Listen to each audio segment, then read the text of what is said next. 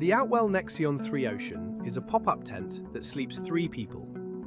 It's designed for festivals, weekend trips, or anyone who wants quick setup without the usual tent faff. This is a proper pop-up.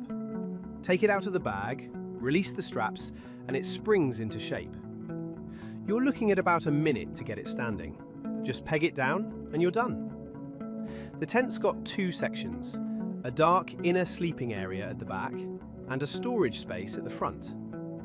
The dark inner uses fabric that blocks light, so you can actually sleep past dawn. That's useful at festivals or when you've got kids who need proper rest. The storage area is separate from the sleeping space.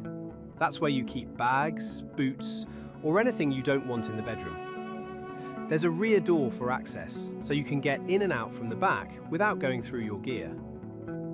The ground sheet's sealed in. That keeps drafts, insects, and moisture out. Ventilation's sorted with mesh panels that let air flow through while keeping bugs outside. There are mesh pockets inside for storing small bits. Weight's 5.5 kilos, which is light enough to carry to a pitch without much hassle.